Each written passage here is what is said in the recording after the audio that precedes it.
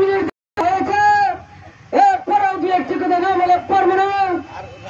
সম্মানিত সিলেটবাসী, আপনারা জানেন এই সিলেটে যানজট মুক্ত সিলেট, হকার মুক্ত ফুটপাতের আন্দোলন একমাত্র সিলেট কল্যাণ সংস্থাই করেছিল।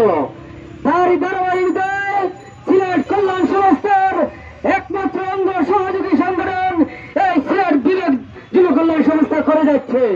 তাই আপনারা জানেন, একটি কথার উত্তর আমাকে দিবেন, আপনারা কি সবাই সিলেট নগরকে শান্ত দেখতে চান?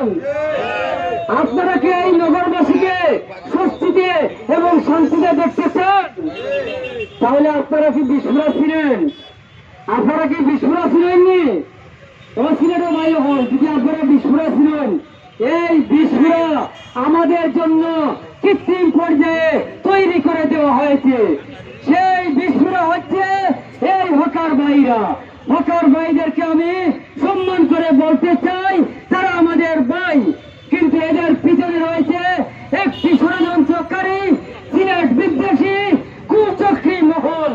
সেই কুচক্রী মহলরাই এই সিলেট নগরবাসীকে অশান্তি করার জন্য একটি ট্যাগ দিয়েছে। সেই ট্যাগের নাম হচ্ছে সিলেটের হকার শ্রমিক, হকার এই দোকানদার ভাইয়েরা। এই হকারদেরকে দিয়ে এই সিলেট নগরবাসীকে অশান্ত করার পায়তারায় লিপ্ত রয়েছে। তাই আমি বেশি লম্বা কথা না বলে এখানেই শেষ করতে চাই। সংগ্রামী সিলেটবাসী, আপনারা জেগে উঠুন।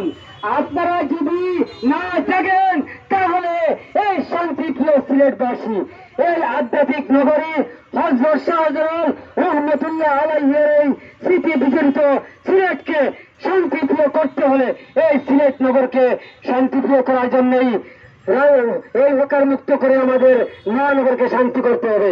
এই বলে আমি আমার সংক্ষিপ্ত বক্তব্য থেকে বিদায় নিলাম। আসসালামু আলাইকুম রহমতুল্লাহ।